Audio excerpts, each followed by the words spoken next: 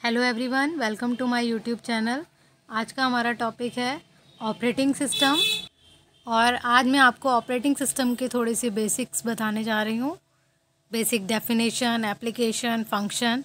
तो इस वीडियो में हम ये सब टॉपिक 2-3 टॉपिक कवर करेंगे। तो चलिए स्टार्ट करते हैं।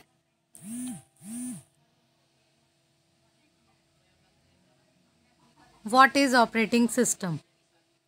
An operating system is a collection of software that manage computer hardware resources and provides common service for computer program. Operating system के अंदर हमारे बहुत सारे सॉफ्टवेयर्स होते हैं जिनको कंप्यूटर हार्डवेयर के साथ ये मैनेज करता है। सेकंड है हमारा, the operating system is A vital component of the system software in a computer system.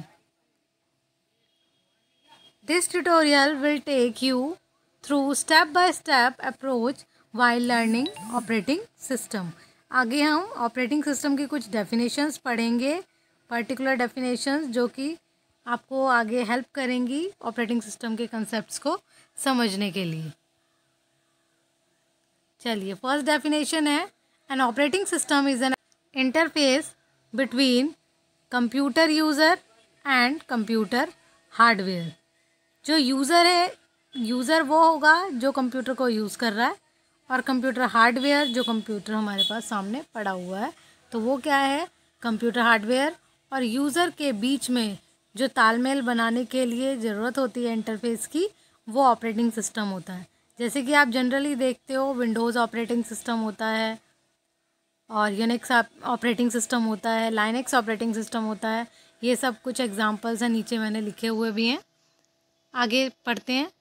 N operating system is a software which perform all the basic task like file management, memory management, process management, handling input and outputs and controlling peripheral devices such as disk drive and printer etcetera. काफ़ी सारे हो सकते हैं हमारे पास।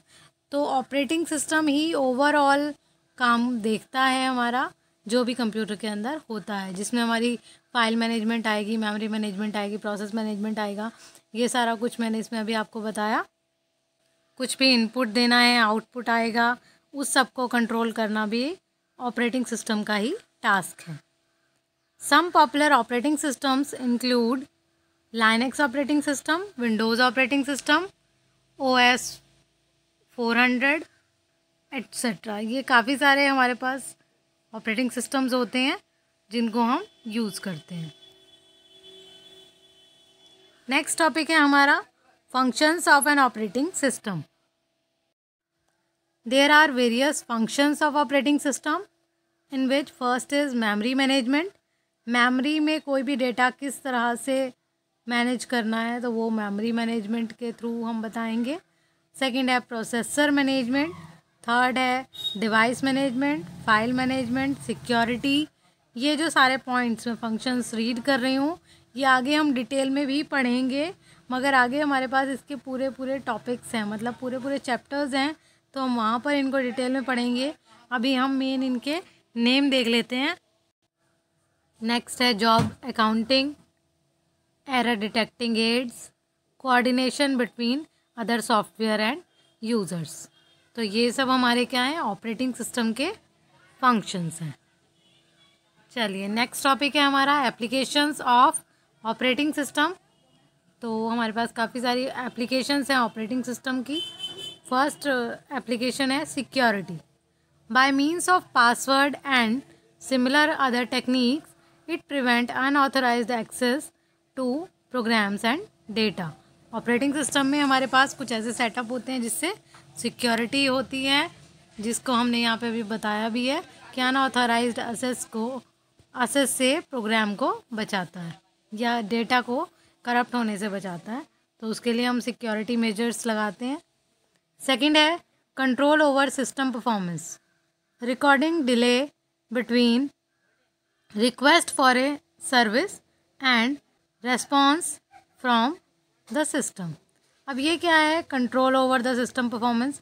अब कोई भी एक रिक्वेस्ट अगर की जाती है किसी भी सर्विस के लिए, तो वो रिक्वेस्ट करने में और रेस्पॉन्स मिलने के बीच में जो टाइम लगेगा, तो उससे ही हमारे सिस्टम की परफॉर्मेंस स्लो या फास्ट होती है।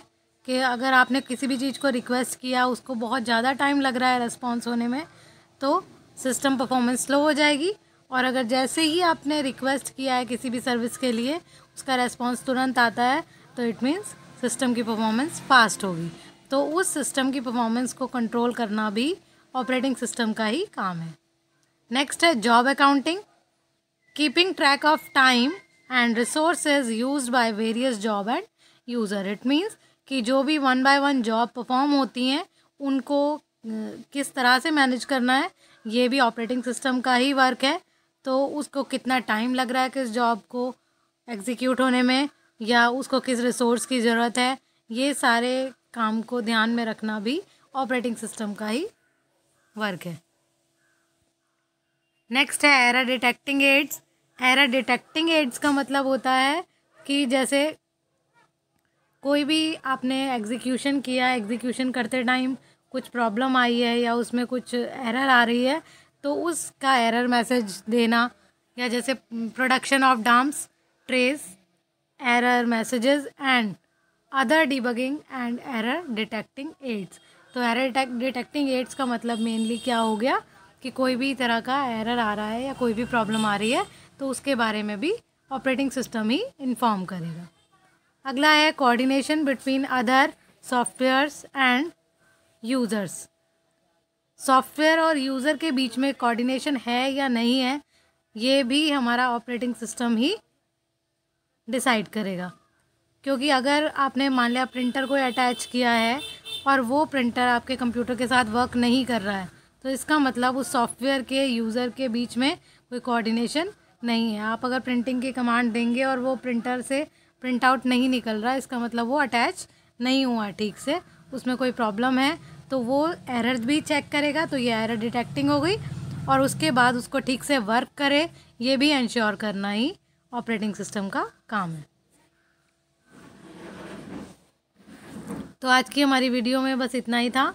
एप्लीकेशन और फंक्शंस हमने बताए ऑपरेटिंग सिस्टम के, और उसके बारे में बेसिक डेफिनेशन बताई। तो अगर आपको ये समझ आया है तो आप कमेंट बॉक्स में बता सकते हैं, और कुछ डाउट हैं तो भी आप पूछ सकते हैं। Please like, share and subscribe the channel for more videos. Thank you.